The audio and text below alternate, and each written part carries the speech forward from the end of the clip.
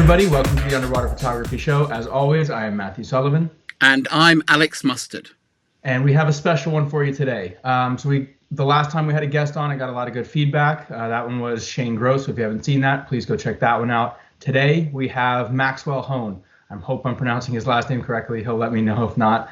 But Maxwell he shot for BBC, Nat Geo, every big company you can think of. He's done underwater work for. Today we're having him on because Disney Plus just put out Secrets of the Octopus, which looks like it's going to be an amazing piece of underwater filmmaking and storytelling. And Max filmed the Giant Pacific Octopus sections of that. So he's coming on to give us a little bit of background to the whole shoot, show us some behind the scenes stuff, and talk about octopus, which we both love. So yeah, fantastic. With that, I'd like to welcome Max to the show. Hey, Max, welcome to the Underwater Photography Show. Thanks for joining us today. Yeah, thanks. Thanks for having me. Yeah. So like I said in the intro, we have Max on today because we're going to talk about that new Disney show, Secrets of the Octopus, which he filmed at least some of an episode for, and it's with the Giant Pacific Octopus. So Max, if you'll tell us a little bit of background about yourself, because we just did a very upper level or bottom level intro on you in the beginning, and then kind of transition into how you got involved with this show in particular, and then we'll kind of take it from there. Absolutely. So I'm from Vancouver Island on the west coast of Canada. I grew up spending most of my time in the lakes and in the ocean, and just became obsessed with the underwater world. When I was going through high school, I was trying to figure out what I wanted to do for a career, and filmmaking was what I decided to land on. I was going to go to school in Vancouver to learn filmmaking. I got some scholarships and bursaries, and I had 2 months to kill before the program started. So I decided to go traveling for a little bit down to Honduras and Utila, and the 2 years turned into 10 years. I got kind of bitten by the scuba diving lifestyle of working as a scuba diving instructor. And when I started off in Utila and Honduras, I went there, did my open water course and my advance, and I just loved the lifestyle. I loved, living on this little island.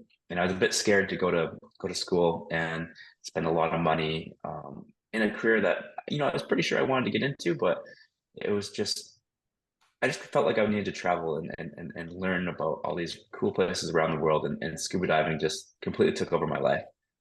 So on the road, traveling in all these kind of crazy and exotic locations, I would pick up cameras and share photos and videos with my friends and family back home. This was before we had Facebook or Instagram, so it was all by email. And just as I was going from country to country, I was slowly developing my cameras. Obviously, nothing fancy, just point and shoot still cameras, and I just kind of honed in my skill and expertise. And then I got into. Oh, sorry to interrupt. I was going to say, were you doing a real mix of stills and video there, or because of your interest in storytelling and film, were you doing predominantly video from those early days? I was predominantly doing stills. Okay. Stills were just kind of my go-to. At that time, quite a lot of video cameras, you needed the tapes, and it wasn't very easy. So stills was a little bit more accessible to me at that time, especially for putting a camera system into an underwater housing, where I was just using a little iClay kind of point and shoot.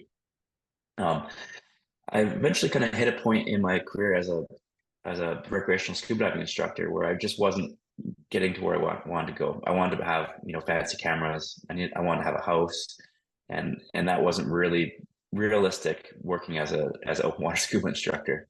So I went into commercial diving. I took a program here in British Columbia, and I thought I'd go, work on offshore oil platforms. Not that I'd, support that kind of stuff, but I thought it'd be a good income so I could afford things I wanted to afford.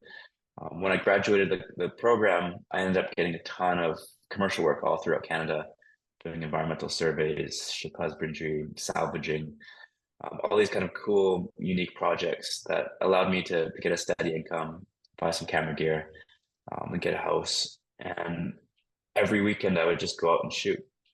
And I started to get noticed by productions like BBC, where they would want to license my footage. Where I live here on Vancouver Island, I'm absolutely spoiled with the amount of wildlife and marine life that I'm surrounded by. So it was a really accessible kind of location to be based. So at that point, as you got the gear together, that was really where you transitioned from doing maybe stills with some video to doing predominantly shooting video. Yeah, yeah. I realized that uh, for myself to make a steady income, selling photos was quite hard for me. I was, selling prints and stock images to magazines and things like that, but a lot of that comes in entail with, a lot of writing, and I just don't like writing. So I had all these opportunities to, sell images to magazines, but they always wanted the story behind it and all this creative writing, and that just wasn't something I particularly enjoyed. I like being out there and capturing the moment. But I found that filmmaking was just the direction that I originally wanted to go, and it was just a little bit more challenging at the time, and it really allowed me to tell a story just through videos without having to write down all the words. Yeah, fantastic. How did you find, I think a lot of stills photographers feel the skills, the technical skills are quite different, the shooting skills between still and video. How did you find that transition just as a technical challenge? Or did it feel very So natural? tradition or the transition for me kind of came quite naturally. Basically, I would just watch series like Blue Planet and see how they kind of put it all together, and that really allowed me to learn how to shoot. As still photographers, we're after that key moment. We want the subject perfectly in frame in the middle, but on video, you're trying to get a story, so you want the subject to enter the frame, you want the subject to leave the frame, you want wide, medium close-ups, you want lots of different cutting points and different elements. So now that I've, made a career around this, every time I'm in the water, I have a tough time just getting just a single still of something because I want to try and tell a whole story. You know, if I'm trying to film even like a sea cucumber or something like that, what does a sea cucumber eat? Does a sea cucumber have predators? How does it move around? How does it digest its food? So all this stuff kind of goes through my brain as I'm in underwater and I'm trying to capture a moment. So it's a massive kind of mindset change more than the technical side. It's kind of, you're really, your goal of what you're chasing image wise is so different. And so, it's really Mhm. good advice for people to pick up, is that it's not simply about learning how to operate the camera differently. It's a big change in the way you approach things. We're Mhm. here though because today is the day that Secrets of the Octopus launches on Disney Plus, and I know that both of us are, both me and Matthew, are under strict instructions not to watch it without our partners. But that must have been a fantastic production to be involved in, and we're really keen to hear more about it. So, that? How did you get the gig? And then go on, please, and tell us all about what it was like as an experience. Absolutely. So I dove like full into the industry in about 2018 was when I transitioned kind of full time into filmmaking, or at least trying to make it into as a full-time career. Um, and I was starting to shoot for different documentary productions. I worked on Island of the Seawolves on Netflix, Our Planet 2, Big Beasts on Apple, and several others. So my name was starting to kind of get out into the industry. And with productions like these, there's usually a full year that the team is doing research and development. So for Secrets of the Octopus, it was led by the production Sea Light Pictures in Australia, and they had a team that was digging into stories. They were trying to figure out, which octopus from around the world they would focus and film on. And of course, they landed on Giant Pacific Octopus because it's the biggest. It's the one of the It's the most coolest one. coolest octopus that you can see in the wild. And they were contacting lots of locals around here, divers, dive shops, and things like that. And almost everyone kind of guided them towards me and my experience of filming around here.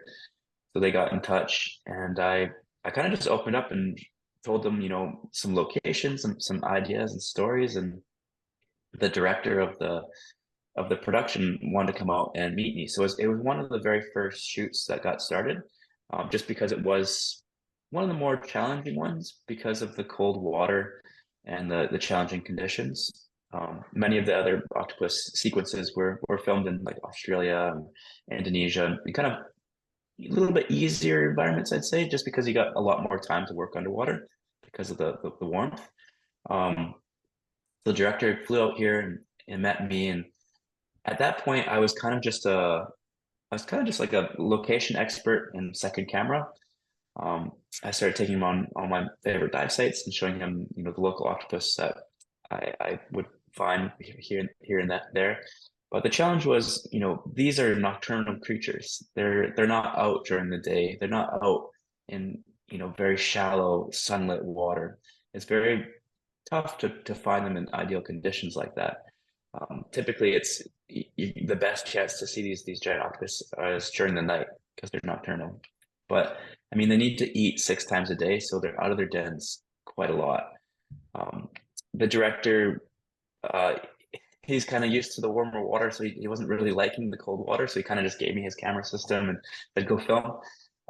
So that's kind of how I led into working on the series as a cinematographer, and then we had other shoots down the road where we put the whole sequence together. And I know you've got some video to show us, and I think the first bit of that is the introduction to the first episode of the series. So Absolutely, yeah, it would be great to see that, but we can all watch it later on Disney Plus. But it'd be really interesting to hear your thoughts on the bits that you've contributed and kind of what they were going for as an overall feel, because I know you've been to all sorts of interesting press junkets over the last week, and I'm sure all that stuff is aching to come out of you from what you've been telling everyone about the series. absolutely. And then these projects we often will film them like 2 years ago, and so we're waiting like 2 years on this heap of amazing content, and we want to share. So finally, we come to the stages where I can share the stuff and some of the behind the scenes. So I'll pull up my screen sharing and I'll show you guys the intro to the first episode.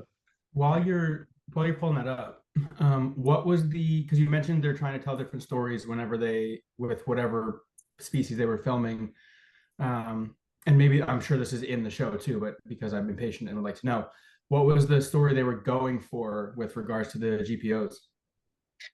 So with Giant Pacific Octopus, they've been filmed quite often for other productions, like for BBC and Big Beasts and a variety of others.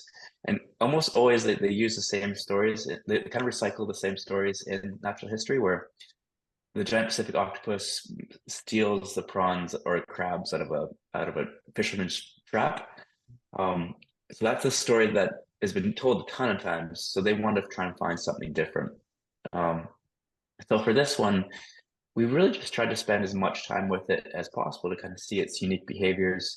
And basically, we decided that we'd show its hunting behaviors and how they adapt to working in these reefs and these environments to collect food, because they need a tremendous amount of food to grow to the sizes that they do. They start off as the size of a grain of sand, and within 3 years, they can reach arm span about 25 feet, which is quite crazy. Have you seen ones that are like giant like that? Yeah, I've seen some humongous ones, mostly off the coast of Haida Gwaii up in northern British Columbia. That would be awesome and terrifying, I think. Yeah, a little bit of both. Yeah. All right, so I'll play the trailer here and kind of talk you guys through it. So, sorry, I'm going to ask questions too. Is all of the GPO stuff filmed by you? So everything in this opener, and in the trailer was all done by me. Oh, that's cool.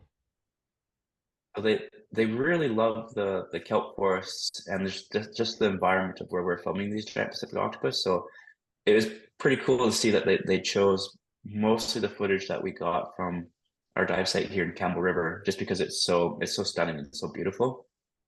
And then they highlight, several other species that they filmed around the world. I think there's about a dozen octopus that they featured in this series, and so they kind of try to find unique stories and just basically spend as much time possible with all these different species all throughout the world. That shot there was with my friend who I pitched to the director, Krystal Janicki. She's a local diver who I often dive with. I usually use her as like an underwater model just because she's a very competent diver, and yeah, this crazy connection with octopus. Um, for whatever reason, they just kind of they gravitate towards her, and they really just um, they really just are attracted to her presence in the water, which is quite cool. So I got Krystal introduced to the director, and he was trying to figure out who was going to be this human character, and she ended up being the perfect role for that. That's cool. It's cool to see well, it would also be kind of nerve-wracking to have the GPO, like, because little octopus are strong. And then if you have a GPO that's kind of crawling all over you and exploring and everything like that, it's got to be, the strength has to be crazy if you have a big one that latches on. Yeah, especially sometimes they they latch on to my lights or my GoPro or something like that, and they suck it completely into their den, and then you've got to go back the next day and hope that it's just left it on its own. Often they'll take it in its den for like a day, and then once they get bored with it, they'll discard it out of their den like a crab shell. That's so cool. I had a friend who was up at God's Pocket and had one try to yank his whole camera into its den. And the only thing that stopped it is the port was too fat to get through the opening. Because otherwise, there's nothing you can do about it. Once they get a hold of that, they have in theory 7 arms to pull that in with if they anchor themselves with one. So yeah. So it would be great to see some of your footage, particularly the sequence, and I think particularly some of your thoughts on, because how long it took to shoot that sequence, because obviously we're used to seeing these beautifully polished natural history sequences, and I think it's really great from a photographer's point of view to understand actually what went into it. So if you could pull out one of the sequences and sort of talk us through both what you were after as a photographer and sort of the process of pulling that whole sequence together. Yeah, so what we were after was having a giant octopus that was tolerable to us, that we can make a kind of a connection with, and it would trust us, and come out into the open during the day and show us some of its behavior, which is quite tricky to achieve. I mean, that they are wild animals, so you can't dictate what they're going to do under the water. For any of this kind of work, working in natural history, it just takes a ton of practice and patience and a ton of dedication to just being out in the field and hoping that these creatures might put up with you or give you a glimpse into their everyday behavior.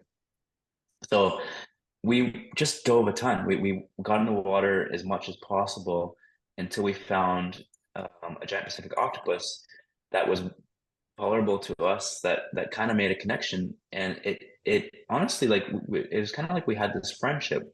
Every time we'd go to its den, it would come out of its den and lead us around the reef. It would even lead us to places where it collects its crabs, where it collects its cockles, and it was just very tame and very relaxed and chill. As you can see in the footage here, it's not flashing any of its colors, where if it felt like it's under threat, it would flash these stripy white colors.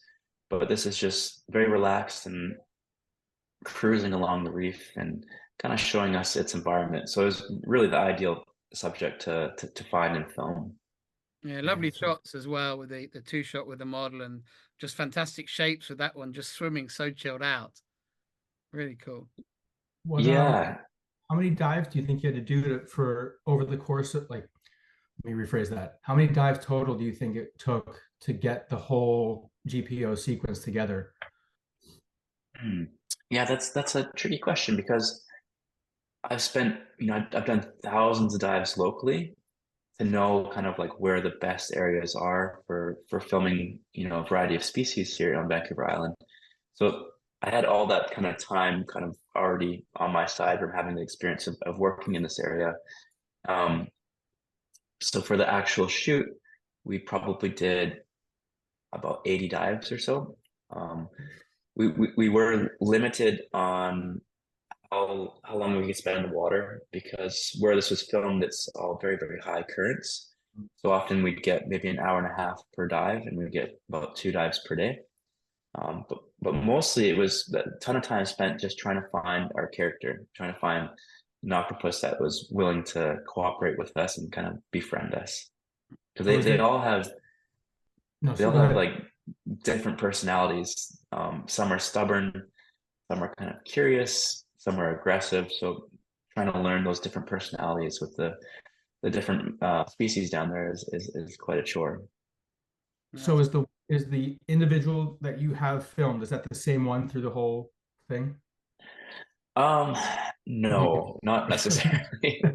It's kind of like how they filmed Lassie. It's not just one dog.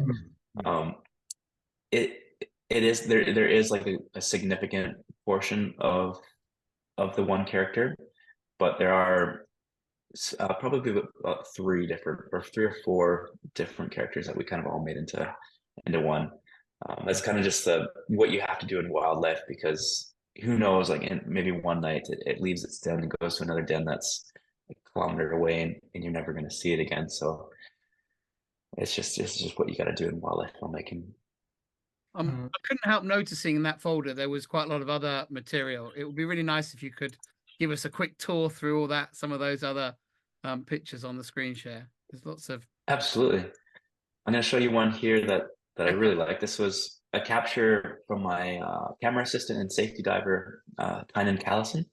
He's from Australia, but lives here in Vancouver Island, or in Vancouver, and he normally works in like Hollywood movies. So he's been doing like stuff for the new Mad Max and a bunch of crazy Hollywood stuff where he does a lot of the rigging. So he works a lot with me to help build like custom gear and figure out how we can do shots that are different that people haven't done before. But this was a moment where I was filming this octopus. This was our character, and I was going through my camera and changing some settings. And I looked up, and I didn't see the octopus anymore.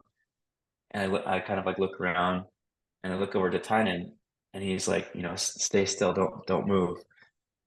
So he was rolling on me. This was actually a screen grab from the footage he got, and it had crawled up onto my back, and it just stayed on my back as I was doing the dive for about 5 minutes. It looks like it's gone really dark as well to match with your obviously your black suit and rebreather. Yeah, somehow it figured out how to blend in as a rebreather, which I've never seen before. I'll just pull up some more images here. I've got kind of a mix of behind the scenes and some stills from the shoot. Sorry, I should have organized this a little bit better. I can whiz through them fast on the screen if the wrong ones come up.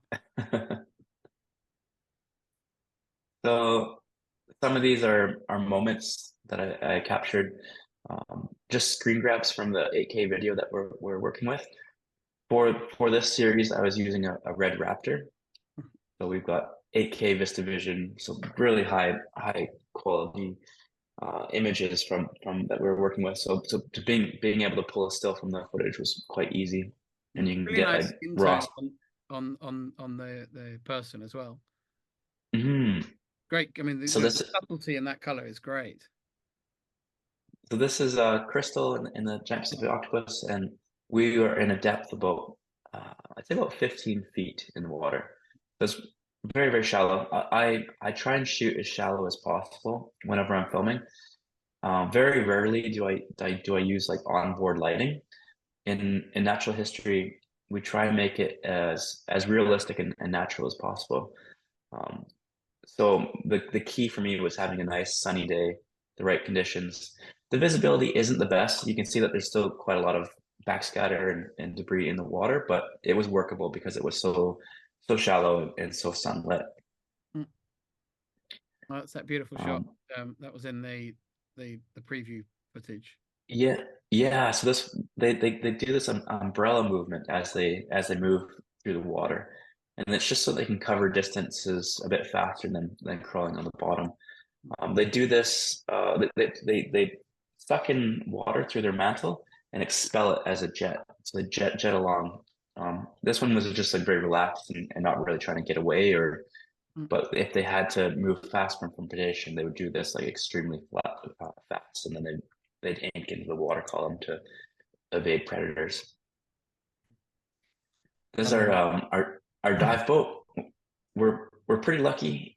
In Camel River, we've got a company called Ocean Fix, and this fellow here, Roger McDonald, is a lifetime diver, and he loves diving, and he custom made this boat, the Ocean Guardian, and he made it for all of us, people wearing heavy dive gear with dry suits and big cameras, and it's a nice elevator to get in and out of the water.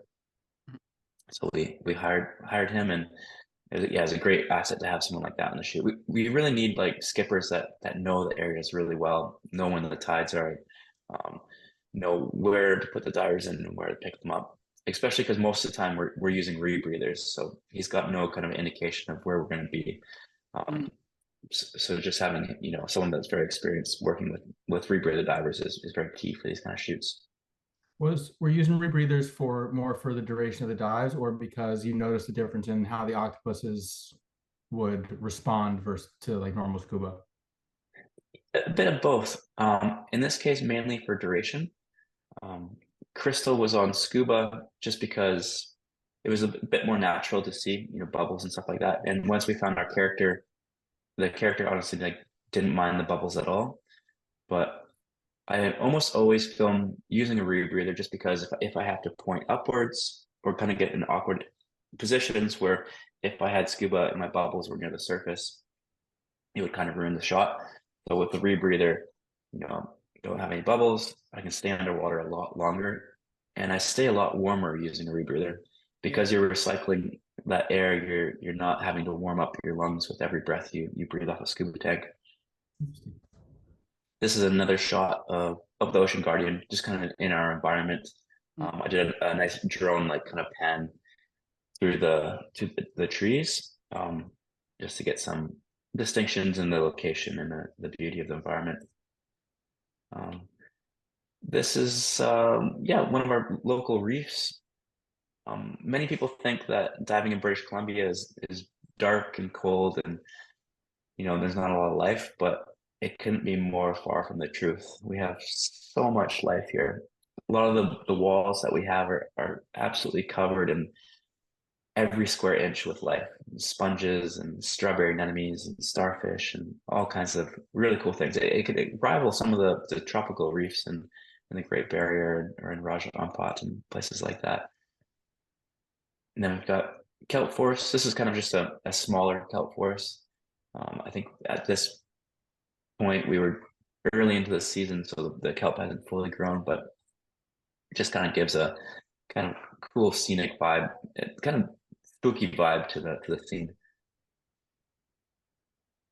This is one of its arms in a small den. I got Krystal on the other side to shine a light through just to be able to pick up that arm, and it was just kind of curling up, and it's surrounded by this all these strawberry anemones. Kind of look cool.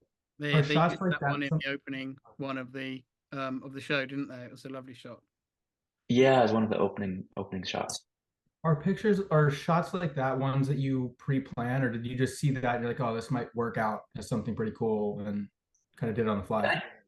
I just got it on the fly. A lot of times for these shoots, we'll get a whole shot list. So we'll have a whole call sheet with all the information of where we're diving and all the safety and logistics, and then we'll have a whole storyboard of what they're after. Obviously, because it's wildlife, you can't really dictate that those shots are going to happen, but we do our best to try and get them. Sometimes you see a new behavior or something that can work into a story, so we're always on kind of like the lookout to try and get the shots or get something close to it or vary into a different direction for the film. This is a close-up shot of Krystal. I was using for probably 90% of the shots in this series, a Canon, like an old Canon 28 to 70 millimeter lens with the WACP 1, and it's just my ultimate go-to for shooting with the red raptor, because the vista vision is so wide. At 28 millimeters, it feels like it's almost fisheye, and then having that ability to zoom into 70 millimeter and get these nice close-up detailed shots without having to switch any lenses is really quite ideal for working on these projects. Yeah, that's so cool. That's another screen grab from when we're capturing some intimate moments. There's so much texture on them. It's crazy. Yeah, they're The really size of that beautiful. head is also really impressive. How big do you think this guy was, like tip to tip? Um, from each arm, if it really stretched out, I would say about 15 feet. Uh, Yeah. but it does like have the ability to like shrink up into like quite a variety of shapes. So you know, something that's like this octopus, they can squeeze through a hole that's, you know, smaller than a golf ball, which is quite incredible. This is kind of the environment that we film in. It's called I think this one's called Row and Be Damned. It's a dive site that you've got basically maybe 30 minutes to dive each day because the currents are so strong. But because there's such strong currents, it just gives a ton of nutrients to all the life that lives there. I don't typically film on wall areas. Walls are they're really different. They're not friendly to videographers. It's very tricky to shoot. We tend to prefer anything flat so that we can get a nice solid base, especially if we have to put a tripod down or something like that. But I pitch these walls and because I love this environment, so I'm glad that they use some of the clips from it. Man, those eyes are Nice. incredible. And is that WACP again with the 70? Yep. Yeah, That's amazing. this That's is lovely, like super close up. Must be, it's such a, like you say, fantastic for building those sequences, having such a flexibility of field of views. mhm. And the thing I love about the WACP-1 is its size. Because the dome is so small, I can fit it into a lot of places that I wouldn't normally be able to. The you know, the standard like Nauticam 230 millimeter big dome port, it's quite big and bulky. And I find that if I can have a smaller port, it's less likely I'm going to get like little micro bubbles or little bits of debris on it. And I can be able to fit it in tighter areas underwater. Is that the raptor housing behind you? Yeah, that's the raptor. That's my life saving. That's it. Yeah, I think that's it for the images I got here. I was gonna pull up one of the. Oh no, I got some more. Sorry. Here's a underwater team. So I got Tynan on the left there. I'm in the middle, and that's Krystal, and then that's Vancouver Island in the background. We're using rebreathers, and Krystal would come down for some of the modeling, and then once she got kind of low on air, then we'd say goodbye, and Ty and I would continue for as long as we could until the currents got too strong. Oh, this is, I just want to pull up this image because this was a shot I got at night, and Take that one.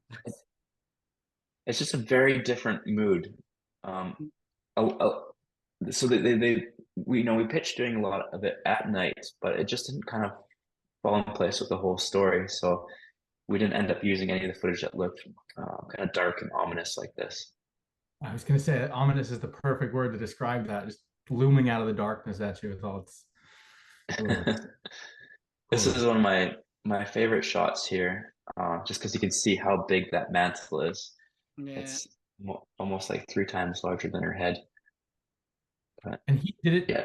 It seemed like it came up in, well, from what we've seen so far, like did it sought out interaction with you guys and was crawling all over you and.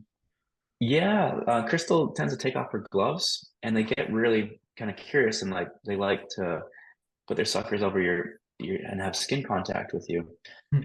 And this one would crawl right up on top of us, and quite often be right on top of her head. So it looks like, you know, she's kind of like holding it like this, but it's kind of come up to her, and she's kind of like pushing it off of her face. But yeah, it's quite cool. Oh, that's such a and cool. then when they stretch out, they're quite large. In the show, so sometimes we don't have complete creative control when we're working on these projects. It's often, they put together the edit in some dark room in the UK in Bristol, and they kind of just make the story. But in the series, they say it's a female octopus, but it's actually a male, and you can tell by that one arm, you can see the male appendage. Is there a size discrepancy between male and female GPOs? I do notice that the females will get quite larger, but it's no, it's about the same. There's a lot the of big as well, isn't there, between the individuals? Yeah, it kind of depends on their food sources. If they can eat constantly every day, like if they've got abundance of crabs and clams and things like that, then they can reach those big sizes. But I mean, once a female is kind of ready to lay eggs, then that's sort of the end of her life cycle. So it's probably more likely that the males would get larger because they might live a little bit longer than the females. Yeah, it's such a cool. They continue. They're one of my bucket list animals, and I've been to the Pacific Northwest a bunch, and the grand total I've seen one wedged up under a rock, and that was it. So this is getting me Yeah, we have them everywhere here, but majority of the time they're in their dens, or they know you're coming like before you can even see them, and then they slip off in their dens. But this is the kind of the environment. Nice bull kelp forest, tons of urchins and starfish and things like that, and it's just a very scenic place to film. Will they eat the urchins, or are they pretty much only eating like bivalves and crustaceans? Yeah, I've never seen them eat an urchin. So it's their favorite food is red rock crabs and Dungeness and things like that. And I think they go after Puget Sound king crabs too, but crabs seem to be their meal of choice. There's the elevator off the Ocean Guardian boat and time getting into the water, and just kind of like some environmental shots here to show you what we work with. A nice shot. Yeah, that's Fantastic. it. I can't wait to see it. Yeah. Right. That's probably a pretty good place for us to wrap this up. It's fantastic to have that insight, because I know that a lot of people will perhaps catch up with this episode after they've seen it. So I think they'll have enjoyed the sequences, and then to hear some of the backstory about how it all comes together. It's a really great privilege. So thank you so much for coming on, Maxwell. Yeah, it's a pleasure to be part of this, and thanks for choosing me for the podcast.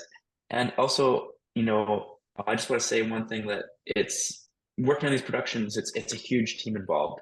It's not just one person with a camera getting the glory shots. There's a ton of people involved in these productions, from the researchers, producers, assistant producers, the safety divers, the dive support, the supervisors, the skippers. It's a huge team that's involved in these productions, and it's having the right team is really the key for making this possible. That's very, very, very, very wise words. So thank you for that. Matthew, have you got anything to add before we sign off? Just thank you for taking the time to come on and talk to us and share all that with us. Hopefully people enjoy this one, because I did, and I could keep asking 1,000 questions, so I won't. But hopefully we'll have you back on again, and we can figure out some other crazy shoot you've been on to discuss next time. Sounds great. And enjoy the series tonight. I hope you guys enjoy. And yeah, talk to you soon. Cool. Thanks, Max.